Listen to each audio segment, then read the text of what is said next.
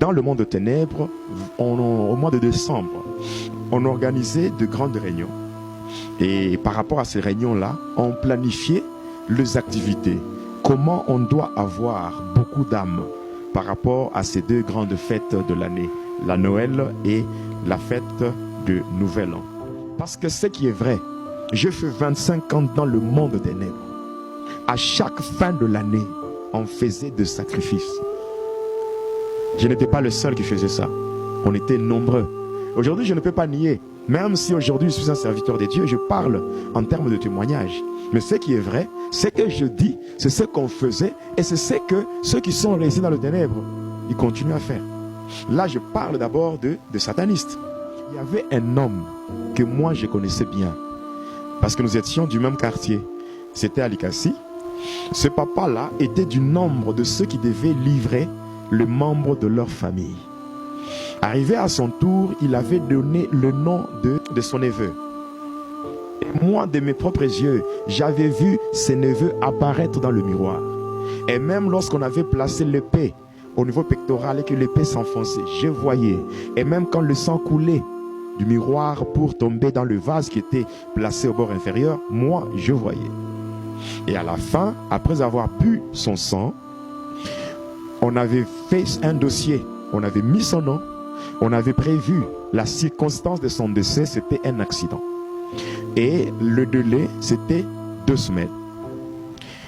Après, lorsque moi, j'avais quitté l'Inde pour entrer à Likassi, quand j'étais arrivé, ces neveux-là, qui étaient livrés par son oncle, je l'avais trouvé en vie. Il marchait normalement. Il ne se doutait de rien. Parce que lui ne savait pas ce qui était déjà fait. C'est comme ça qu'aujourd'hui, en ce temps ici, il y a beaucoup de gens qui vivent, mais leur sang est déjà bu. Il y a des gens qui vivent sous des délais. Il y a des gens qui vivent, mais sur leur vie, on a imposé des délais. On a imposé des délais, mais eux-mêmes ne savent pas. On a déjà même prévu la circonstance de leur décès, mais eux-mêmes ne savent pas. En cette fin d'année, vous allez constater ça. Beaucoup de gens, beaucoup de maladies, parce que quand il y a une maladie, la maladie qui vient du monde de ténèbres n'a qu'un seul objectif, se mettre fin à la vie de la personne. Et surtout vers la fin de l'année, c'était des maladies et des accidents. C'est-à-dire qu'en cette fin d'année, le seul remède que nous avons, c'est de condamner le plan de ténèbres par de fortes prières. La seule chose que les agents de ténèbres respectent et le seul langage que les agents de ténèbres comprennent, c'est la violence. Donc il y a la puissance et la violence. Donc si vous n'êtes pas violent en cette fin d'année, vous pouvez pleurer. Vous pouvez constater un deuil dans la famille. Alors, je vais donner le témoignage de ce qu'on faisait parce que vers la fin de l'année, dans le monde de ténèbres, le diable impose de sacrifices. C'est comme chez les enfants de Dieu, lorsque nous tendons vers la fin de l'année, après avoir parcouru toute une année, on arrive à la fin, on se dit, en tout cas, si j'ai pu parcourir toute l'année, c'est que le Seigneur m'a soutenu et je dois lui présenter une action de grâce.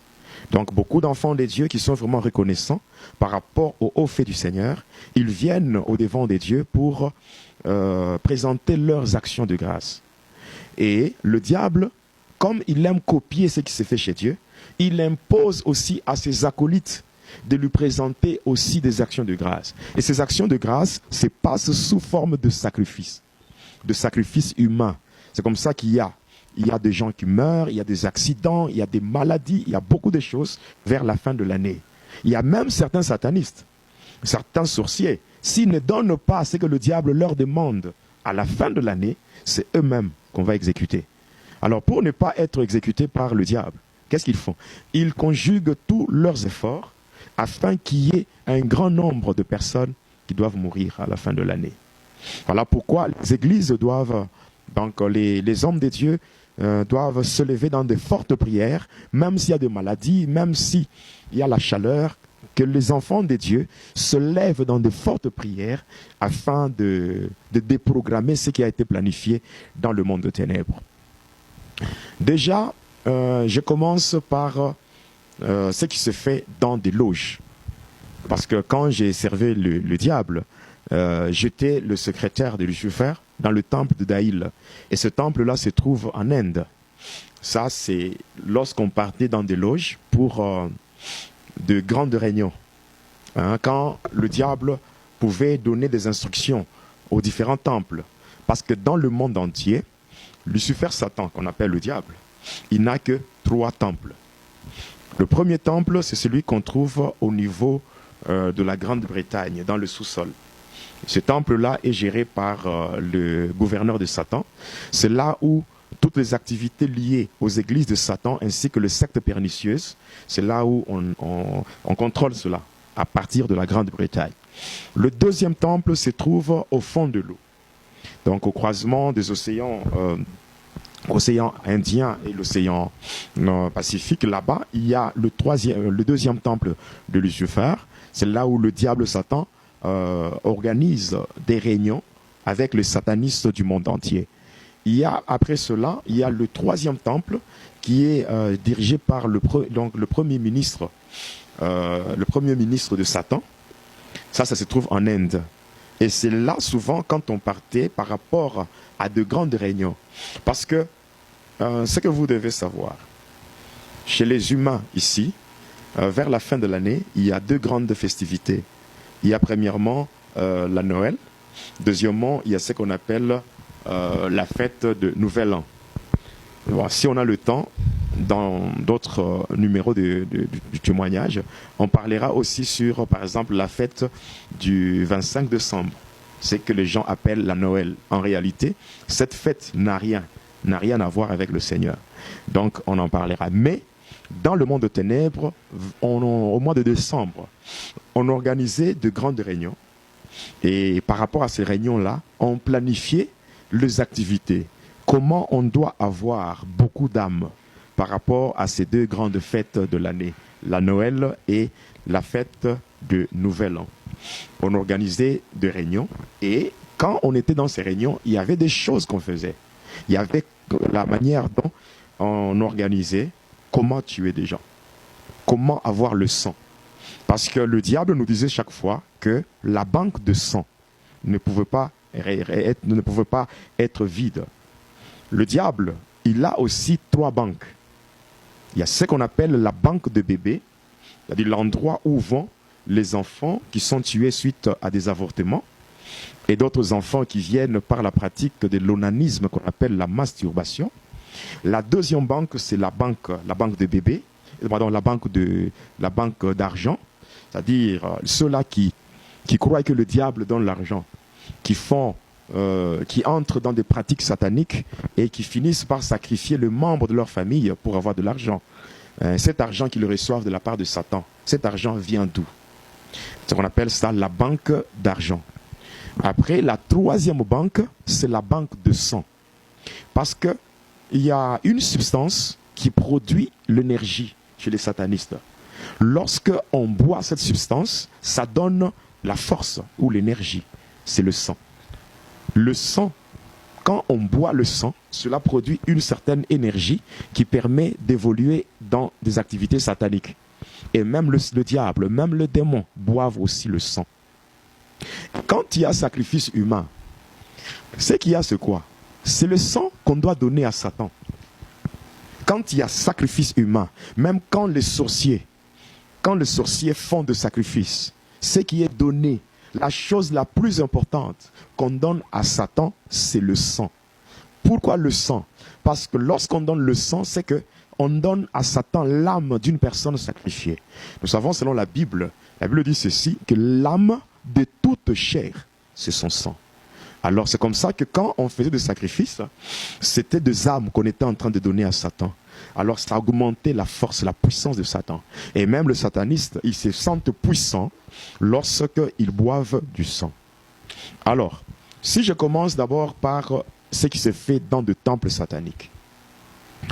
Chaque fois qu'il y a une réunion de satanistes, à chaque fin de l'année, quand il y a une réunion de satanistes pour planifier les activités qui doivent se faire à la fin de l'année pour capturer, pour avoir beaucoup d'âmes. À chaque réunion d'abord, il faut qu'on boive le sang de 500 personnes. Donc quand j'ai dit une réunion, c'est-à-dire une réunion qui s'est faite par jour. Si on a par exemple une réunion le 24 décembre, c'est que dans cette réunion-là, il faut que 500 personnes soient tuées. 500 personnes doivent mourir. Et leur sang doit être bu par les satanistes qui sont présents à la réunion.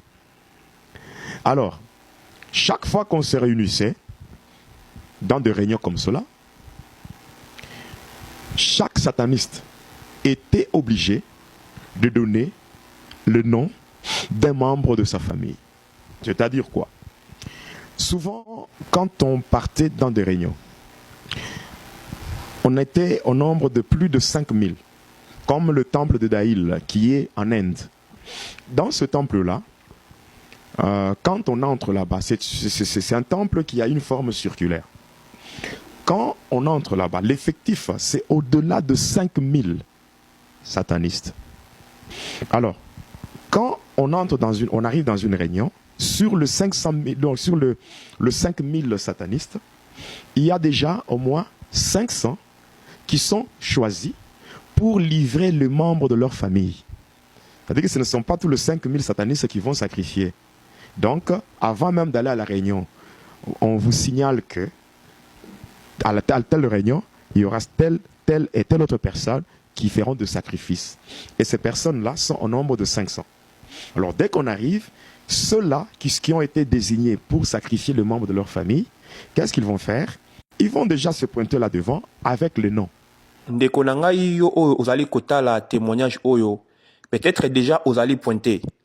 Peut-être déjà membre moko satanique ya famille na yo akomi kombo na yo po ete oleka mbeka avant fin ya année oyo. Mais eba ke otombe na vidéo oyo pamba te po ete Nzambe azali na solution po na yo. Yango wana na bondeli yo longwa na distraction luka elongi ya Nzambe po ete ndenge moko bazali ko préparer fête ya fin de l'année, ndenge moko ba sataniste bazali ko préparer fête na bango. Mais bango baliaka ngombe te, baliaka ngulu te, baliaka makayabu te, kasi baliaka bato bamelaka makila ya bato. Je prie que le Seigneur a libéré na kombo na Yesu. Amen. Continuons le témoignage. Alors, dans ce temple-là, qu'est-ce qui se fait?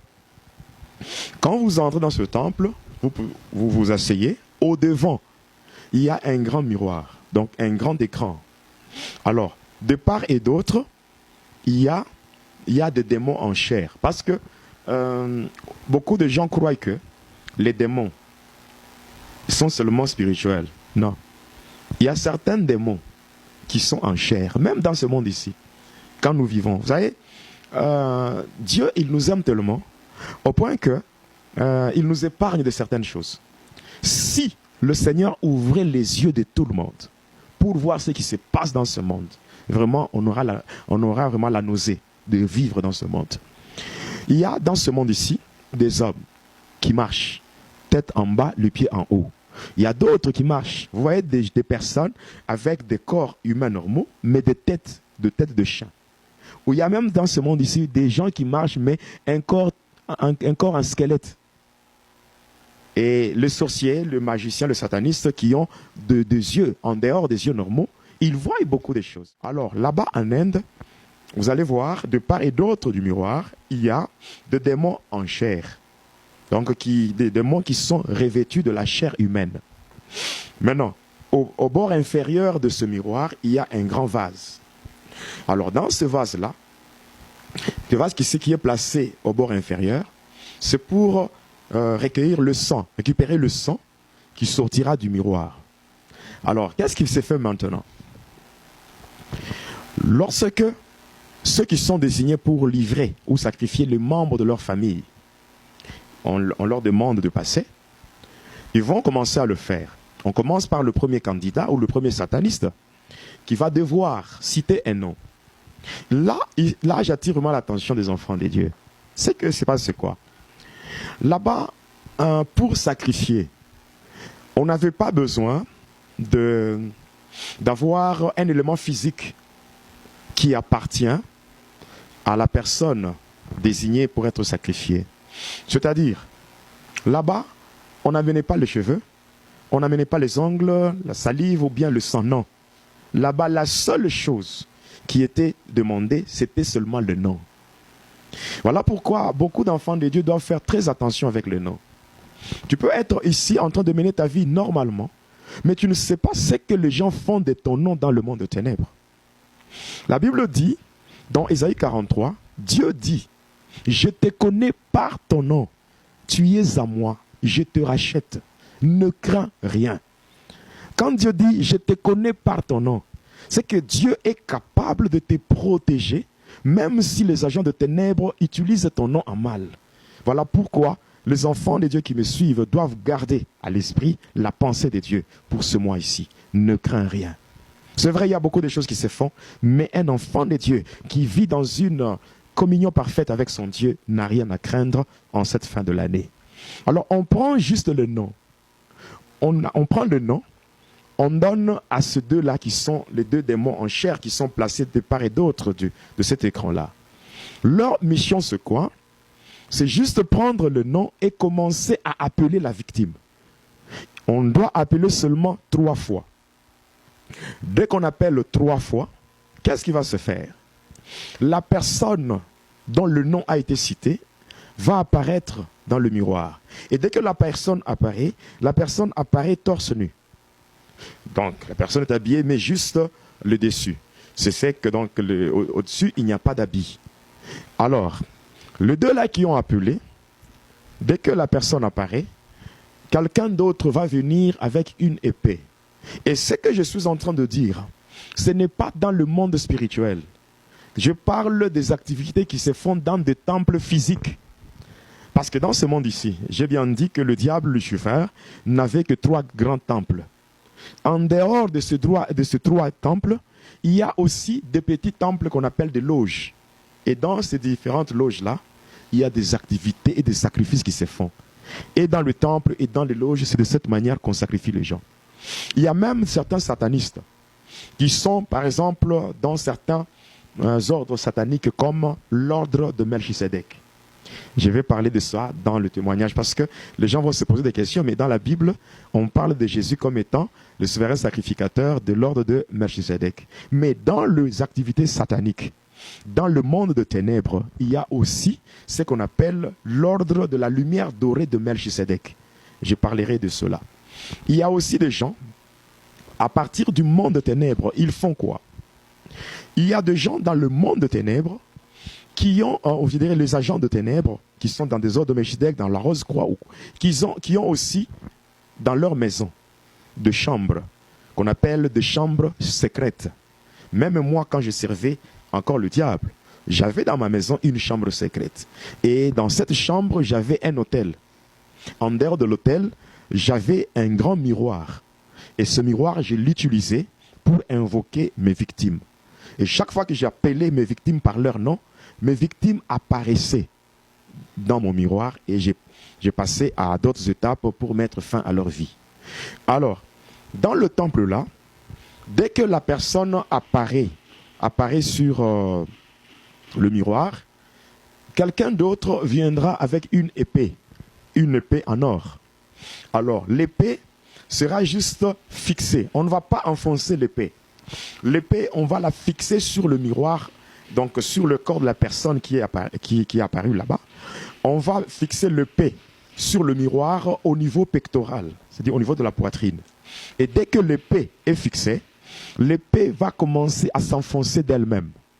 Et quand l'épée s'enfonce, à l'endroit où l'épée entre, directement le sang va commencer à couler. Et dès que le sang sort, ça descend pour tomber dans le vase qui est placé au bord inférieur. Et dès que le corps est vidé de tout son sang, directement l'image aussi disparaît. Mais cependant, dès que l'image disparaît, mais le sang reste dans le vase. Et ce sang-là, on le voit physiquement. Il y a d'autres femmes qui sont là pour servir. Elles vont prendre des petites coupes qui sont comme de calices.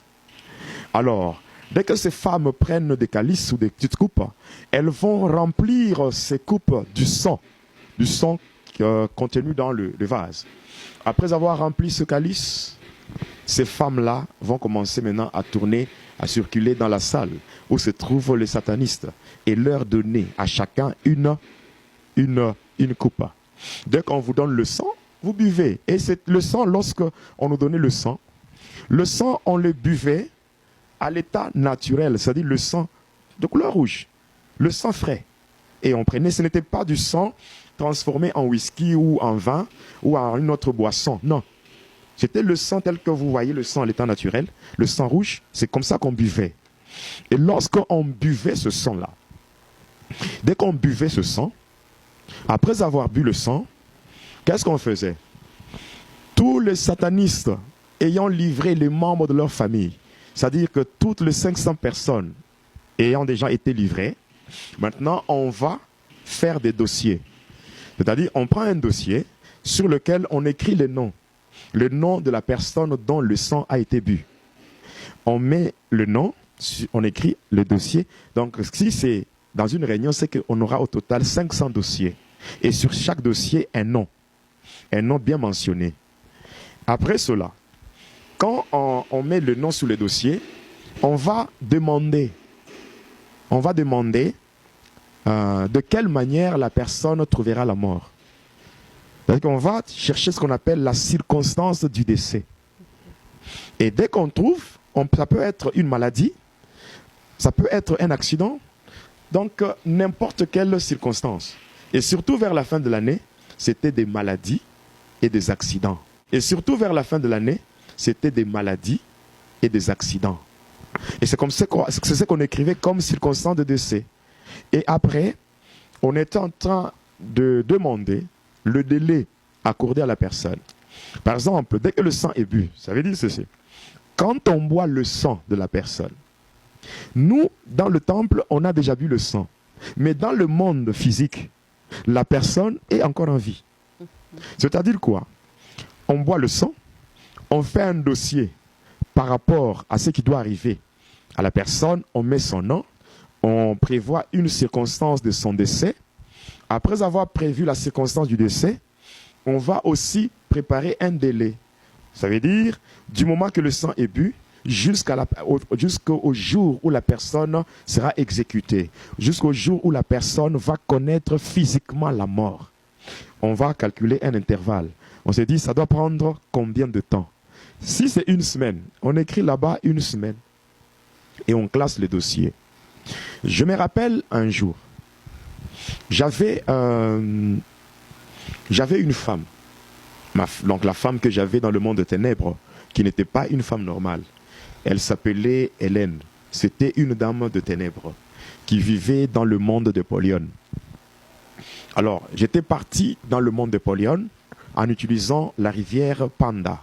À Likassi, c'est une ville qui a 4 communes. Parmi les 4 communes, il y a une commune qu'on appelle la commune de Panda. Alors, vers le fond de la commune-là, il y a une rivière qui sépare la commune avec l'espace que les gens utilisent pour faire leurs champs.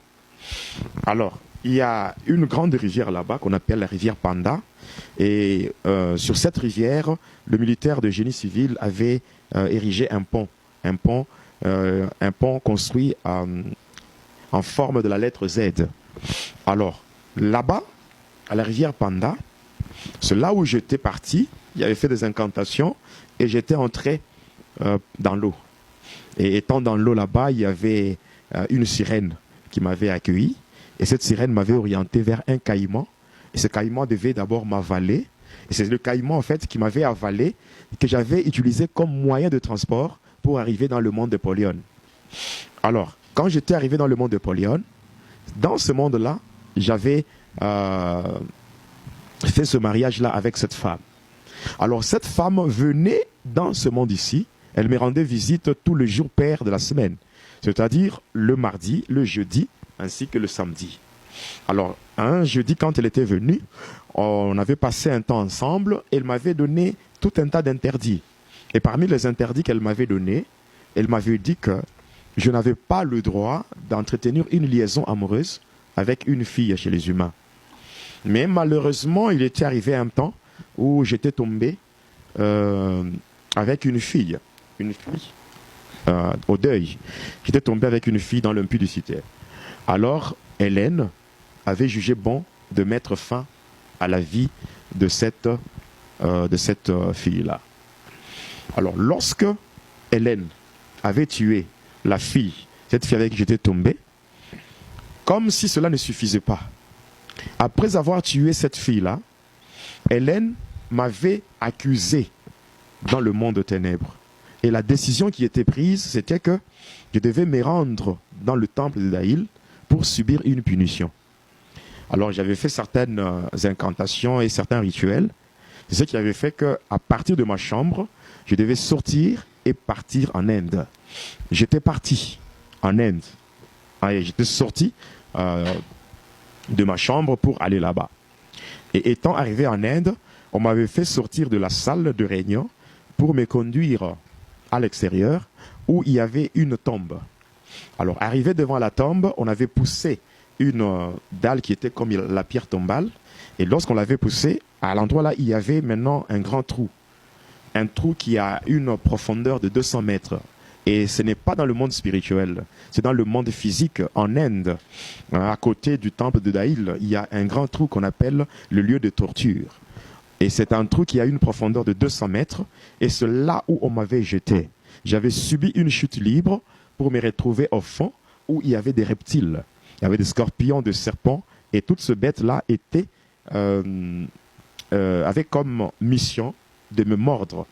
Et moi, à mon tour, je devais, malgré la douleur que je sentais, je n'avais pas le droit d'ouvrir la bouche pour manifester cette douleur. Je devais garder silence. Alors, comme je devais garder silence, c'était le seul moyen par lequel je devais rester en vie. Parce que si j'ouvrais seulement ma bouche pour exprimer la douleur que je sentais suite à toutes ces morsures-là, je devais mourir. Bon, maintenant, avant même de me jeter dans ce trou, j'étais dans la salle, dans leur salle là, leur salle de grande réunion. J'étais assis. Et ce jour-là, qu'est-ce qui s'était passé? Ce qui s'était passé, c'est que parmi les 500 personnes, membres de ce temple-là, il y avait un homme que moi je connaissais bien. Parce que nous étions du même quartier. C'était à Likasi, dans la commune de Kikula. Voilà. Lui, il restait sur l'avenue Rwanda. Ce papa-là était du nombre de ceux qui devaient livrer le membre de leur famille. Arrivé à son tour, il avait donné le nom de son neveu. Alors les deux là qui étaient placés de part et d'autre du miroir, de ce grand miroir, qu'est-ce qu'ils avaient fait? Ils avaient appelé le nom de ses neveux. Et moi, de mes propres yeux, j'avais vu ses neveux apparaître dans le miroir. Et même lorsqu'on avait placé l'épée au niveau pectoral et que l'épée s'enfonçait, je voyais. Et même quand le sang coulait du miroir pour tomber dans le vase qui était placé au bord inférieur, moi, je voyais. Et à la fin, après avoir bu son sang, on avait fait un dossier, on avait mis son nom, on avait prévu la circonstance de son décès, c'était un accident. Et le délai, c'était 2 semaines. Après, lorsque moi, j'avais quitté l'Inde pour entrer à Likasi, quand j'étais arrivé, ces neveux-là, qui étaient livrés par son oncle, je l'avais trouvé en vie. Il marchait normalement. Il ne se doutait de rien. Parce que lui, il ne savait pas ce qui était déjà fait. C'est comme ça qu'aujourd'hui, en ce temps ici, il y a beaucoup de gens qui vivent, mais leur sang est déjà bu. Il y a des gens qui vivent sous des délais. Il y a des gens qui vivent, mais sur leur vie, on a imposé des délais. On a imposé des délais, mais eux-mêmes ne savent pas. On a déjà même prévu la circonstance de leur décès, mais eux-mêmes ne savent pas. 2 semaines plus tard, qu'est-ce qui s'était passé? 2 semaines plus tard, beaucoup de gens de Likasi savent très bien ce que je suis en train de dire. Quand vous arrivez sur le boulevard de l'Indépendance, vous avancez, vous quittez l'hôpital d'Ako, vous traversez le tunnel, vous allez vers le centre-ville. Vous allez d'abord, après avoir dépassé la commune de Likasi, vous allez trouver une grande école qu'on appelle Athénée. Donc, dès que vous dépassez légèrement cette école-là qu'on appelle Athénée, vous allez trouver le parquet de Likasi. C'est juste là que ce neveu-là avait été tamponné, a été cogné par un camion et il était mort. Imaginez, nous, quand nous étions dans ce temple, on avait bu son sang, mais lui-même ne savait pas. Ça signifie quoi? Boire le sang d'une personne par le sataniste, mais la personne est encore en vie. Cela signifie, c'est que quand le sang est bu, le sataniste prenne l'âme de cette personne et cette âme-là est placée dans une prison spirituelle. C'est-à-dire quoi? Quand le sang est bu, selon la parole de Dieu, la Bible dit, l'âme de toute chair, c'est son sang. Une fois que le sang est bu, automatiquement l'âme est placée dans une prison. Et étant dans une prison, sur le plan physique, l'âme qui est dans une prison, sur le plan physique, l'âme, donc l'âme de la personne dont le sang est bu et qui est dans une prison de ténèbres, dans le monde physique, la personne sera menacée. La personne va constater, soit dans le rêve, la personne se voit mourir dans son rêve, ou bien il y aura des maladies, il y aura des menaces de maladies. Donc la personne va commencer à sentir comme une terreur sur sa vie. Et en cette fin d'année, vous allez constater ça, beaucoup de gens, beaucoup de maladies, parce que quand il y a une maladie, la maladie qui vient du monde de ténèbres n'a qu'un seul objectif, c'est mettre fin à la vie de la personne. On ne peut pas lancer une maladie sur une personne pour dire que non, que cette personne fasse des dépenses à l'hôpital et après, la personne sera rétablie. Non. Quand on lance ou on jette un mauvais sort, on jette une maladie sur une personne. Quand on jette une maladie sur une personne, l'objectif, c'est la mort. Et si quelqu'un se lève en prière? C'est ce que je suis en train de dire. Oui. C'est-à-dire qu'en cette fin d'année, le seul remède que nous avons, c'est de condamner le plan de ténèbres par de fortes prières. Parce que Dieu dit, ne crains rien. C'est-à-dire que Dieu est de notre côté. Si nous nous lèvons ensemble avec Dieu, nous pouvons détruire le projet de ténèbres.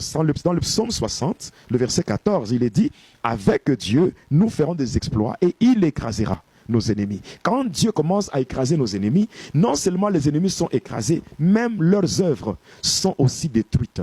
En cette fin d'année, il faut qu'il y ait de fortes prières. C'est ce que j'appelle de prières agressives. Parce qu'il y a deux choses qu'il faut comprendre. La seule chose que les agents de ténèbres respectent, c'est la puissance. Et le seul langage que les agents de ténèbres comprennent, c'est la violence. Donc il y a la puissance et la violence. Donc si vous n'êtes pas violent en cette fin d'année, vous pouvez pleurer. Vous pouvez constater un deuil dans la famille. Pourquoi? Parce que même s'il y a des révélations, ce qu'il faut savoir, la Bible dit que ceci, nous connaissons en partie et nous prophétisons en partie. Ce que les hommes reçoivent en termes de révélation, c'est juste en partie. Tout ne sera pas révélé. Il y a certaines choses qui se font dans le ténèbre qui ne sont pas révélées. Mais cependant, passant par des témoignages, passant par des enseignements, les enfants de Dieu peuvent se lever dans de fortes prières et empêcher au monde de ténèbres de prendre le dessus. Parce que ce qui est vrai, j'ai fait 25 ans dans le monde de ténèbres. À chaque fin de l'année, on faisait des sacrifices. Je n'étais pas le seul qui faisait ça. On était nombreux. Aujourd'hui, je ne peux pas nier. Même si aujourd'hui je suis un serviteur de Dieu, je parle en termes de témoignage. Mais ce qui est vrai, ce que je dis, c'est ce qu'on faisait et c'est ce que ceux qui sont restés dans le ténèbre, ils continuent à faire. Là, je parle d'abord de satanistes. Il y a des choses aussi que les sorciers font. Parce qu'il faut comprendre que le satanisme et la sorcellerie, ce sont deux branches totalement différentes. Donc, un sorcier, bon, la sorcellerie, c'est, je dirais, c'est l'étape élémentaire. L'étape élémentaire dans le pratique de ténèbres.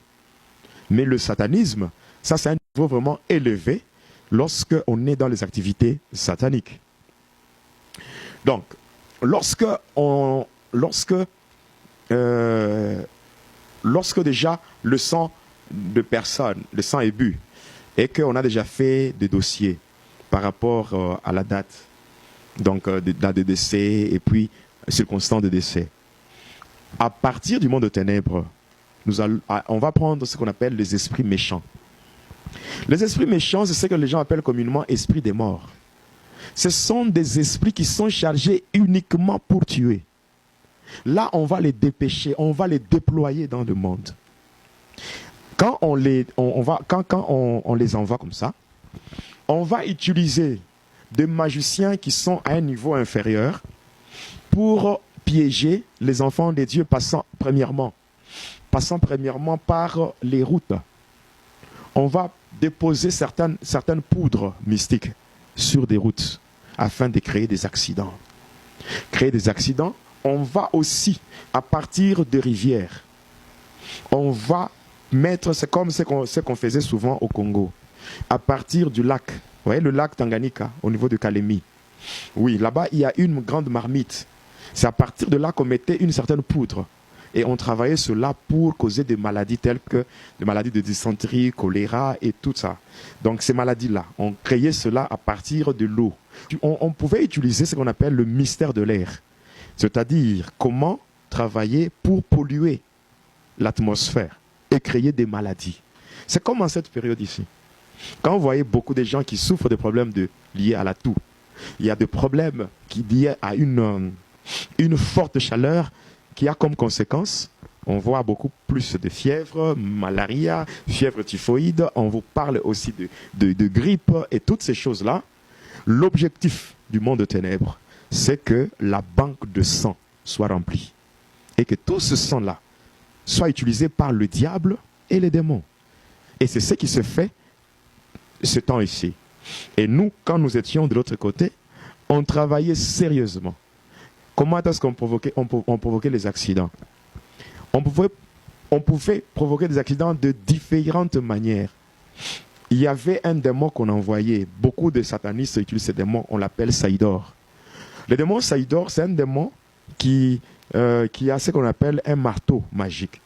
Donc avec ce marteau, il peut seulement donner un coup à un bus. Le bus va se renverser pour faire un tonneau.